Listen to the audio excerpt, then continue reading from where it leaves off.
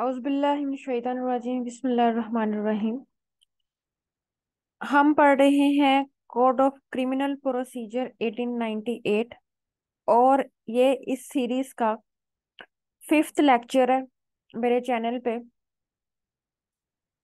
तो बिना time waste किए हम स्टार्ट करते हैं अपना ये लेक्चर।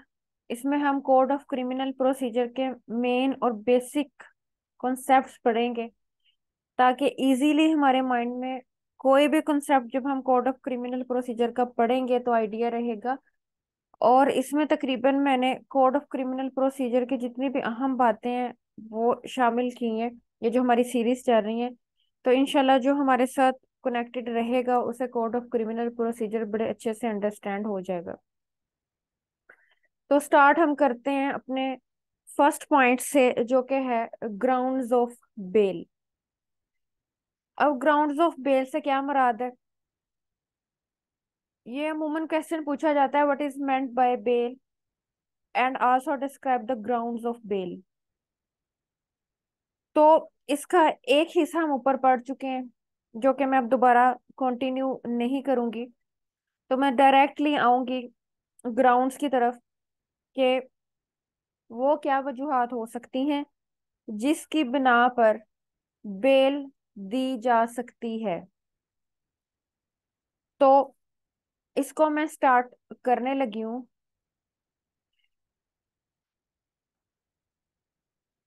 हम अपना करने लगे हैं ground of bell.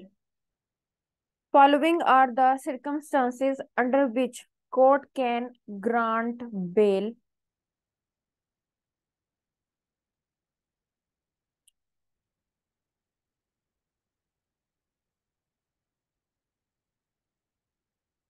Number one, bail वहां पे ग्रांट की जाती है जहां पे bail as a right use होती है। Number one, as a right in bailable offences. Bail जो है वो एज अ राइट यूज होती है बेलेबल ऑफेंसेस में, क्योंकि वहां पे उस शख्स का राइट होता है कि वो वहां पर बेल जो है उसके बारे में बात करे। दूसरा हमारा है वीकर, यानी कि ऐसा पर्सन जो वीक है उसको बेल मिलती है। वुमेन, उसको बेल मिलती है। माइनर, इनफर्म, कमजोर इंसान मतलब ज़ईफ जिसे हम कहते हैं जिस्मानी तौर पर। लॉन्ग प्रोसीडिंग्स, यानी कि केस का फैसला आने में अभी काफी टाइम है और एक शख्स अभी जो है वो इस कैपेसिटी में नहीं आया कि उसके बारे में कहा जाए वो मुजरिम है। तो क्या उतने अरसे के लिए वो जेल में ही बंद रहेगा? तो जहां पर प्रोसीडिंग्स लॉन्ग हो जाए वहां पर बेल दी जाती है। पिटी ऑफेंसेस, ऑफेंसेस कम है, शॉर्ट है, छोटी ऑफेंसेस हैं, वहां पर बेल दी जाती है। बेलेबल ऑफेंसेस ऑलरेडी हमने बताया कि जहां पर बेलेबल ऑफेंसेस हो वहां पे तो as a right of bail आपको मिल जाती है, as a matter of right मिल जाती है। उसके बाद नाइन है इनोसेंस ऑफ अक्यूज। जब अक्यूज जो है उसकी इनोसेंस सामने आए। फेयर ट्रायल,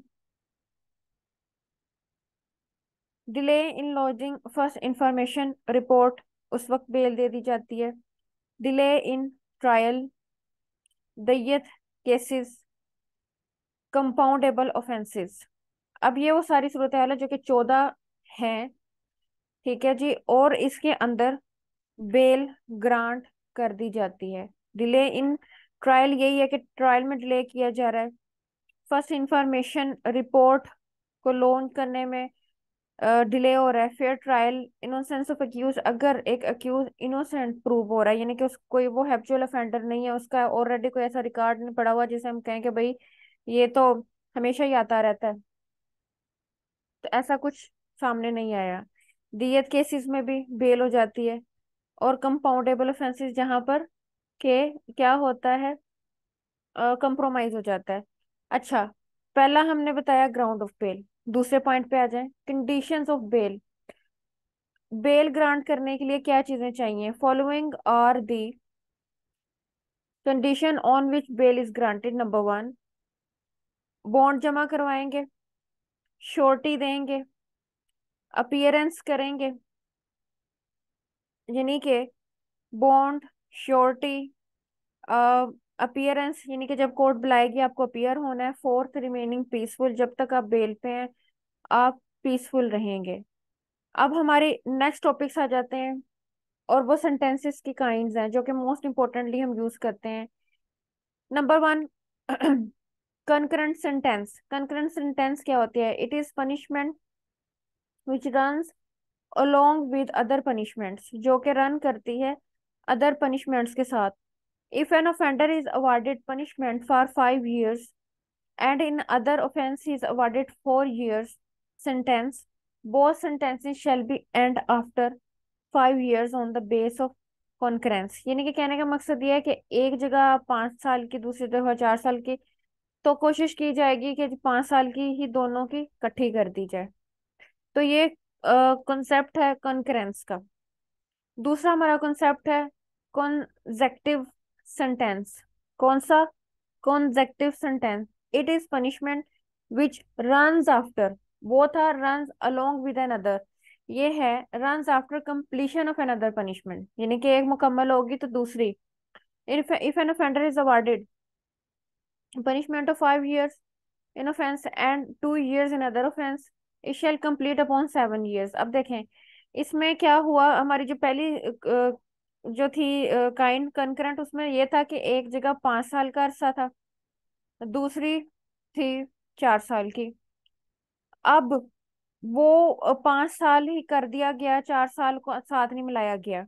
यहाँ पे ये था 5 साल का अरसा, 2 years के अलग पनिशमेंट, तो उन्होंने इकट्ठी 7 years कर दी कि भाई आप जो 7 years में इसे डील कर लो। अच्छा जी, क्लासेस ऑफ, अब नेक्स्ट हमारा टॉपिक क्या आता है? Classes of criminal courts. के जो हमारी क्रिमिनल कोर्ट्स होती हैं उसकी कितनी क्लासेस होती हैं? There are 2 classes of criminal courts under code of criminal procedure, namely number 1 पे हमारी काइंड्स आ रही हैं जो कि प्योर काइंड्स हैं। प्योर काइंड से मराद ये है कि direct court, courts of session. Number 2 पे courts of magistrate. Main basic front line के ऊपर जब इनको क्लासिफाइड करते हैं तो मेन 2 काइंड्स तो आती हैं। इसके बाद there are following the classes of magistrate. अब हमने मजीद उसकी और डेफिनेशन में चले जाना है और इसकी क्लासेस डिफाइन हो जानी है मजिस्ट्रेट की, जिसमें number 1, judicial magistrates, magistrate of the first class, magistrate of the second class, magistrate of the third class, special judicial magistrate, executive magistrate आ जाता है नंबर 2 पे। एग्जेक्टिव सेंस के आ जाते हैं उसमें director, sorry, district magistrate, additional district magistrate, sub divisional magistrate, special executive magistrate. फिर इसकी की काइंड है magistrate of the first class, magistrate of the second class, magistrate of the third class. Judicial magistrate है, executive magistrate है। Executive magistrate ऐसे magistrate होते हैं जो इंतजामी नोयत के होते हैं, जैसे डिस्ट्रिक्ट, एडिशनल डिस्ट्रिक्ट और फिर सब डिविजनल। तो ये होते हैं इंतजामी नोयत के, जो हमने पहले पढ़े क्लास 1 क्लास 2 जुडिशियल के थे। एग्जेक्टिव की भी क्लासेस होती हैं जो कि हम पढ़े हैं, magistrate of the first class, magistrate of the second class, magistrate of the third class. This is not the entire hierarchy of the criminal courts, there are other criminal courts constituted under different law applicable in Pakistan such as। अब ये हम ये नहीं कह सकते कि ये अखीर हैं, यानी कि आखिरी कोर्ट्स हैं, इसके अलावा और कोई कोर्ट्स नहीं बन सकती। कुछ जो है सब्जेक्ट मैटर के लिहाज से भी कोर्स होती हैं, जिस तरह की हमारे सामने बताई गई हैं। ये देखिए यहाँ पे मैं इसको जरूर हेड जो है वो इसको जो है अंडरलाइन करूंगी, या इसको जो है वो आपके सामने लेकर आऊंगी। ये देखिए इसमें आ जाती है हमारी drug courts, custom courts, LDA courts, army courts, banking courts, etc. Code of criminal procedure is applicable in such type of courts. ठीक है जी, तो ये हमारे सामने आ गया। उसके बाद है अथॉरिटी ऑफ मजिस्ट्रेट्स। जो हमारे मजिस्ट्रेट्स हैं उनकी अथॉरिटी क्या है? There are certain classes of magistrate with different such powers such as. Number 1 हमारा मजिस्ट्रेट ऑफ फर्स्ट क्लास की बात आ रही है, तो इसकी अथॉरिटी ये है कि इम्प्रिजनमेंट दे सकता है अप टू 3 years, यानी 3 साल से ऊपर, इंक्लूडिंग ये कर लेता है solitary confinement as authorised by law, जिस तरह के हमारा जो लॉ है वो इसे ऑथोराइज करता है। और इसके अलावा ये फाइन भी कर सकता है, और जो फाइन होता है वो 15,000 रुपीज से ऊपर कर सकता है। तो ये सारी हमारी कहानी है मजिस्ट्रेट ऑफ फर्स्ट क्लास की। अगर पनिशमेंट पूछी जाए, अगेन रिवाइज कर रही हूँ, 3 ईयर से ऊपर कर सकता है, प्लस सोलिटरी कन्फाइनमेंट की भी दे सकता है। और अगर फाइन की बात हो तो 15,000 से ऊपर के मामला तो हो तो मजिस्ट्रेट फर्स्ट क्लास के पास जाएंगे। Magistrate of first class with power of section 30 और the code of criminal procedure most important है, बाद दफा पेपर में पूछ लिया जाता है। एक मजिस्ट्रेट की इख्तियारात बताएं, और सेक्शन 30 जो है इसके अंदर क्या एडिशन करता है। तो pass to try all the offences not punishable with death, जो सेक्शन 30 है एक मजिस्ट्रेट को तमाम इख्तियारात दे देता है कि वो ऑल ऑफेंसेस को ट्राई कर सकता है, लेकिन सिवाय उस ऑफेंसेस के जो पनिशेबल विद डेथ हैं। इम्प्रिजनमेंट की बात की जाए तो ये मोर देन 7 ईयर्स दे सकता है। और ये इसमें आ जाती है इम्प्रिजनमेंट की बात, कि इम्प्रिजनमेंट अगर हो तो मोर देन 7 ईयर्स हमारा जो फर्स्ट क्लास मजिस्ट्रेट है विद एम्पावर्ड जो है वो सेक्शन 30 हो, तो फिर उसके बाद हमारा सामने जो हमारे इंटरफेस है वो मजिस्ट्रेट ऑफ सेकंड क्लास का है, imprisonment up to 1 year. Second, ठीक है जी, second class 1 year including solitary confinement as authorised by law. और अगर फाइन की बात की जाए तो अप टू ₹5,000, 5,000 से ऊपर के मामला तो सेकंड क्लास मजिस्ट्रेट के पास चले जाएं। Magistrate of third class imprisonment up to 1 month, 1 month से ऊपर की इम्प्रिजनमेंट हो तो थर्ड क्लास का मजिस्ट्रेट। फाइन अप टू ₹50, क्योंकि पुराने लाज हैं इस लिहाज से इसकी बात की गई है, लिहाजा ये अब अमेंड हो गया होगा। तो ₹50 का जुर्माना तो कहीं भी नहीं होता। अच्छा जी, उसके बाद है where any punishment which does not meet the end of justice shall be transfer to session जज फॉर फर्दर ट्रायल।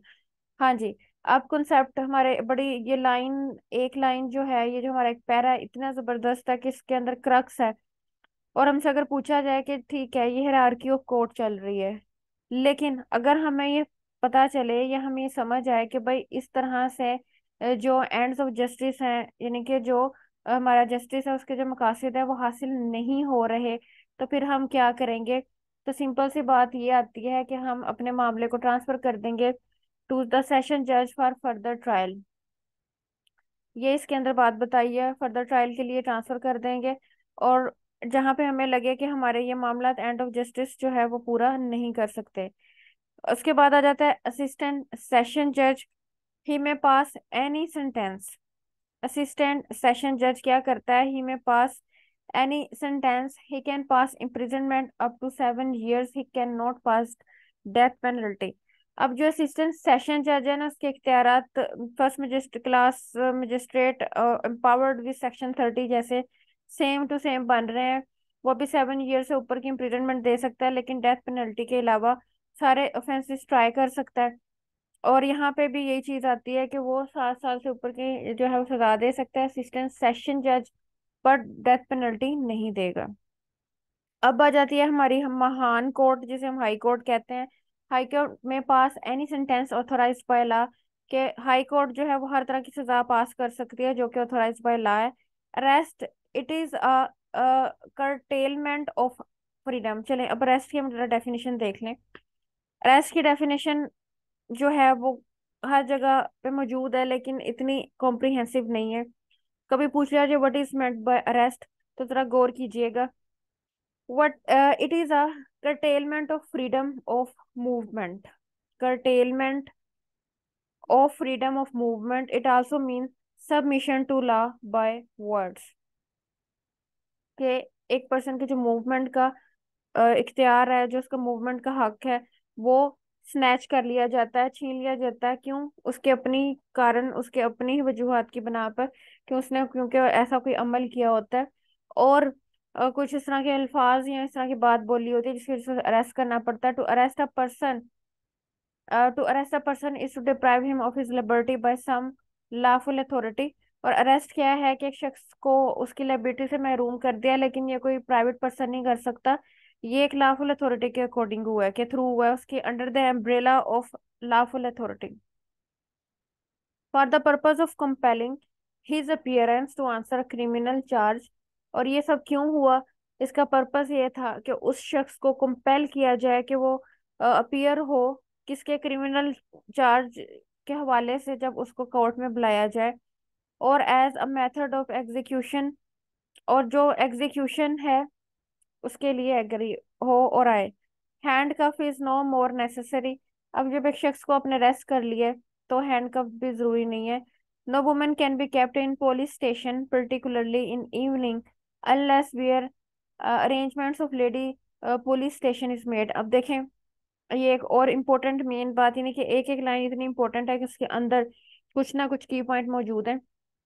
कि एक वुमेन को शाम में पुलिस स्टेशन ही रखा जाता, अगर तो lady constable, lady police station का जो है वो वहां पर कोई अरेंजमेंट्स नहीं है, तो वुमेन को आप नहीं रख सकते। Where offender runs away, no unnecessary power can be use to stop and arrest him. अब वो कहते हैं एस्केप का भी यहाँ पे बता रहे हैं। हमसे अगर क्वेश्चन पूछा जाए, एक शख्स को पकड़ा और अब वो एस्केप कर गया, तो उसको पकड़ने का तरीका क्या? आप उसको गोलियों से मार दें, क्या उसको गोलियों से भून दें, या उसको इस तरह से पीछा करें किसी ऐसी चीज से, या पकड़ के उसके सर में कुछ मार दें? कुछ ऐसा है नहीं। क्या लिखा हुआ है? Unnecessary power can not be used. क्या है? unnecessary power cannot be used to stop or arrest him. Reasonable force can be used where infliction of stick is sufficient. वो कहते हैं जैसे कि अगर किसी जगह इन्फ्लिक्शन स्टिक का यूज जो है वो इनफ है, fire can not be used, तो आग लगाने की जरूरत नहीं है। Territorial jurisdiction of police extend to any corner of Pakistan when offender escapes and run away. अब कहते हैं पहले तो पुलिस की जो टेरिटोरियल जुरिस्डिक्शन है आम हालात में वो है कि जी अपने इलाके तक महदूद है, लेकिन अगर किसी ऐसे शख्स को पकड़ना है कि जो कि एस्केप है, तो फिर उसमें पुलिस को जो इख्तियार मिल जाता है वो ये है कि वो पूरे मुल्क में जहां चाहे जो है वो उसका पीछा कर सकती है, उसको किसी परमिशन की जरूरत नहीं है पुलिस को। अब ये जी चीज भी पूछी जा सकती है आपसे कि जी पुलिस का अपना एक हदूदरबा होता है, एक इख्तियारे जो है वो हदूद थाना होती है, तो वो कौन सी सूरत हाल हो सकती है कि जिसके अंदर एक पुलिस को पूरे मुल्क का जो है वो इख्तियार मिल जाता है कि वो जहाँ चाहे मूव करके पर्सन को पकड़ सकती है। तो इन केस ऑफ आप एस्केप बात करेंगे कि जब कोई मफरूर शख्स को पकड़ी हो पुलिस, तो इस सूरत हाल में इसको ये राइट मिल जाता है। When offender is apprehended his things of common use such as wrist watch, money, vehicle etc are kept under custody so they can not be damaged. और अगर कोई ऑफेंडर अपनी चीजें छोड़ चुका है कॉमन यूज की, जिस तरह की उसकी रिस्ट वॉच हो सकती है, उसकी मनी है, व्हीकल्स हैं, तो वो कहते हैं कि पुलिस की कस्टडी में होंगी और डैमेज नहीं की जाएंगी। अब हम बात करें under section 59 of code of criminal procedure gives power to private person to arrest any person against whom they have suspect that he has committed offense। अब ये कह सकते हैं, हमसे पूछा जा सकता है कि अंडर विच सेक्शन एक प्राइवेट पर्सन को भी अरेस्ट करने का इख्तियार है। तो आप ये देखिए कि 59 सेक्शन है सीआरपीसी का, जिसके तहत ये राइट एक प्राइवेट पर्सन को भी हासिल है कि वो अरेस्ट कर सके जो पर्सन डिमांडेड है, but that he has committed offense which comes under non bailable offenses and is cognizable offense। लेकिन सिर्फ ये उन सूरतों में है कि जब नॉन बेलेबल ऑफेंस का मामला हो या ऐसी ऑफेंस हो जो कि कॉग्निजेबल है। he must be handed over to police as soon as possible और should be transferred to nearest police station। अब क्या है कि जैसे भी पॉसिबल हो जल्दी से जल्दी आप इसको हैंड ओवर करेंगे पुलिस के, और नियरेस्ट पुलिस स्टेशन या मजिस्ट्रेट के पास। Person arrested must be produce taken before magistrate within 24 hours. ये माइंड में रखिए कि एक पर्सन को 24 घंटे के अंदर अंदर जब पुलिस गिरफ्तार करके लाती है तो मजिस्ट्रेट के सामने पेश करना है। Maximum detention, police can not keep accused with him beyond 50 with 24 hours under section 61। कौन सा सेक्शन हमें बताता है कि पुलिस 24 घंटे से ऊपर एक शख्स को नहीं रख सकती? इफ द रिटेंशन, यानी कि उस पर्सन को रिटेन करना जरूरी of accuse is required for more than 24 hours, only magistrates authorized person to allow such extension under section 167। General rule ये है कि 24 आवर से ऊपर एक शख्स को नहीं रखा जा सकता, लेकिन अगर किसी शख्स को रखना मतलूब है तो उस सूरत हाल में ये चीज बताई जा रही है कि पुलिस बकायदा तौर पर मजिस्ट्रेट से जो है वो उसकी इजाजत लेगी, जो कि उसको इजाजत मिलेगी 14 डेज की, यानी कि 24 घंटों वाले दिन से आगे 14 दिन की इजाजत मिल सकती है। और ये एक्सटेंशन मजिस्ट्रेट ही दे सकता है, और अगर पूछा जाए किस सेक्शन के तहत देता है तो हमारा वो बनता है 167। Remand is not granted ordinarily in all cases except where is hardened criminal and there is reasonable belief that sufficient time is required to reach on conclusion। Remand का जनरल रूल ये है कि रिमांड ऐसे ही नहीं दे दिया जाता, लेकिन अगर वहां पर कॉन्सेप्ट ये है कि एक ऐसा क्रिमिनल है जो कि हार्डन्ड है, हार्डन्ड मीन स्वीयर तरह के क्राइम करता है और उससे चीज उगलवाना इंतहाई जरूरी है, ठीक है, और बड़े मुश्किल से पकड़ा जाता है और हीनियस ऑफेंसेस के चार्जेस हैं उस पे, तो इस केस में मजिस्ट्रेट जो है वो रिमांड दे सकता है। Physical remand can not be beyond 14 days in any case, thus a policeman can keep the accuse with him for maximum 15 days including first 24 hours। कि रिमांड के ज्यादा से ज्यादा 15 दिन होते हैं, इससे ज्यादा नहीं। Where police has obtained 14 days remand and nothing is kept on record which shows the guilt of accused, more remand neither can be demanded nor it can be granted। देखिए बात यहाँ बताई गई कि 14 दिनों का या ज्यादा से ज्यादा 15 दिनों का टाइम पुलिस ने लिया, 15 दिनों के अंदर पुलिस कुछ भी नहीं ढूंढ सकी। गिल्ट ऑफ अक्यूज कैसी चीज जिससे गिल्ट ऑफ अक्यूज सामने आता, अब वो मोर डिमांड जो है वो डिमांड नहीं कर सकती, ना ही ग्रांट किया जाएगा। इफ डिमांड, और अगर डिमांड करे देन कैन बी रिफ्यूज, तो रिफ्यूज कर दिया जाएगा on the ground of progress of the case, on the ground of progress of the case, कि भाई आपने केस के अंदर क्या प्रोग्रेस किया जो हमको मजीद रिमांड दें। If a person spends his life beyond his ostensible sources of income can be arrested to verify his income sources। वो कहते हैं कि एक शख्स ऐसे सोर्सेज, ये मनी लॉन्ड्रिंग का थोड़ा कंसेप्ट भी इसमें आता है कि जो असासे शो कर रहा है उससे बिल्कुल हटके वो उसकी जो सोर्सेज है वो सामने आ रहे हैं, तो वो कहते हैं इस सिलसिले में उस शख्स को अरेस्ट करके पूछा जाएगा कि हाँ भाई कहाँ से चल रहा है तुम्हारा ये scene. If a accuse commits different crimes in a time, only one case shall be registered against him and all his acts shall come under one crime and not under different crimes। ये बताया कि अगर एक शख्स है उसने एक crime commit किया, उसने डिफरेंट क्राइम्स एक ही वक्त में कमिट किए, केस रजिस्टर्ड होगा अगेंस्ट हिम और उसके जितने भी एक्ट्स हैं वो एक क्राइम के अंदर आ जाएंगे, और डिफरेंट क्राइम्स को कंसीडर ऐसे नहीं कंसीडर किया जाएगा जैसे कि उसने डिफरेंट क्राइम्स किए हैं। Every investigation must be completed within reasonable time and due to non-appearance of witnesses, it cannot be allowed to extend unreasonably। Investigation का असूल ये है कि रीजनेबल टाइम में कंप्लीट की जाए, ठीक है, और जब अपीयरेंस ऑफ विटनेसेस हो तो उसके अंदर विदाउट एनी अननेसेसरी डिले जो है वो काबिल कबूल नहीं है। Non appearance of witnesses liable to pay compensation to accuse party, और अगर आप प्रोसिक्यूशन की तरफ से शहादतें पेश नहीं की जा रही, उसमें डिले किया जा रहा है, तो अननेसेसरी डिले जो है वो अक्यूज को जो है उस पार्टी की उस पार्टी को आपको पेमेंट करनी पड़ेगी, डैमेजेस देने पड़ेंगे। और क्योंकि क्यों पैसे देने पड़ने हैं, क्योंकि अगर आपकी तरफ से विटनेसेस के लिहाज से जो है वो देर हो रही है तो वो एक्सटेंशन बनती है अक्यूज के लिए कि वो उसका अरसा जो जेल में रहने वाला है वो बढ़ जाएगा। हमारा नेक्स्ट कॉन्सेप्ट है प्रोसेस। जब हम क्रिमिनल लॉ में प्रोसेस का वर्ड यूज करते हैं तो उससे क्या मुराद है? Person who is wanted at law is required to produce before the authority, so required way to produce person before such authority is called process.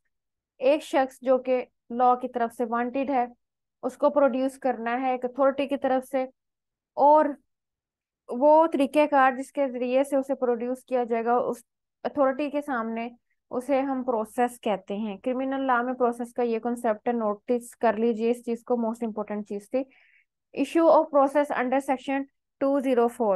The section authorized to magistrate to issue process to an accused where he takes cognizance on a private complaint or on a police report or any information or knowledge other than a complaint or police report. Magistrate का इख्तियार बताया गया 204 के तहत कि जब FIR हो, private complaint हो, या कोई इंफॉर्मेशन जो कि हमारी एफआईआर से अलग हो, कंप्लेंट दर्ज कर लेगा magistrate. Magistrate does not dismiss the complaint under the preceding section but forms opinion as to existence of sufficient ground और प्रोसीडिंग के कैंसिल नहीं कर सकता मजिस्ट्रेट भी। ठीक है, जिस नाम से पढ़ते हैं कि एफआईआर को ना मजिस्ट्रेट कैंसिल कर सकता है, ये होती है हाई कोर्ट की तरफ से। तो he has to commence proceedings against the accused by compelling his attendance by before the court. तो वो जो है वो क्या करेगा मजिस्ट्रेट, वो उसके अगेंस्ट प्रोसीडिंग स्टार्ट कर देगा कि भाई ये क्यों अपीयर नहीं हो रहा, तो उसके खिलाफ कार्रवाई होगी। Unless the magistrate take cognizance as specified in 190 a process can not be issued under this section.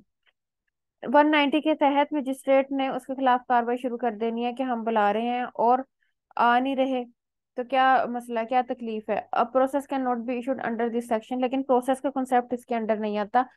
Court under section 204 code of criminal procedure can issue process to accused on being satisfied about the existence of sufficient ground for proceeding against him। वो कहते हैं कि 204 का इतलाक ऐसे ही नहीं हो जाना, court ने प्रॉपर तौर पर सेटिस्फाइड होना है क्या इसके अगेंस्ट ऐसा सफिशिएंट ग्राउंड मौजूद है कि इसके खिलाफ प्रोसीडिंग्स की जाए। ये चीज आ जाता है according to the provisions of 204 of the code of criminal procedure as is vogue custom and practice in India, summons are issued for attendance of the person accused in a warrant case. Magistrate may issue warrant. It is also provided in subsection 2 that no process shall be issued unless a list of prosecution witness is filed। अब उसमें कहते हैं कि ये भी rule मौजूद है कि जब तक प्रोसिक्यूशन की तरफ से विटनेसेस की लिस्ट नहीं बन के सामने आती, तब तक प्रोसेस भी नहीं करेंगे उस पर्सन को। A copy of the complaint shall accompany every summons or warrant। जो हमारी कंप्लेंट की कॉपी है वो हर वारंट और समन के साथ लगेगी। द रियल परपोर्ट, यानी कि द रियल मीनिंग, डिजाइन और gist of such provision is to give the accused person at earliest opportunity a fair idea of the allegations and the persons who are likely to support those allegations। Such like amendment is necessary in the court for public good and in the interest of the justice। तो ये जो चीजें थी वो हमें different चीजें बता रही थी, जिसमें आज हमने ये चीज पढ़ी कि जी बेल की ग्राउंड्स क्या होंगी, ठीक है, उसके एलिमेंट्स क्या हो सकते हैं, कौन सी चीजों को बेल जब होती है तो मद्देनजर रखना चाहिए। फिर प्रोसेस की हमने डेफिनेशन पढ़ी। फिर इसके अलावा हमने ऑफेंसेस की टू काइंड्स जो कि मोस्ट इम्पोर्टेंट होती हैं कि एक होती है कनकरेंस, एक होती है कंजक्टिव। तो दोनों तरह की हमने जो काइंड्स हैं वो पढ़ी। होपफुली आपको ये लेक्चर अच्छा लगा होगा। चैनल को सब्सक्राइब कीजिए, लाइक कीजिए और शेयर कीजिए, और मज़ीद वीडियोस को देखने के लिए हमारे साथ जुड़े रहिए। Stay tuned. अस्सलाम वालेकुम रहमतुल्लाहि व बरकातहू।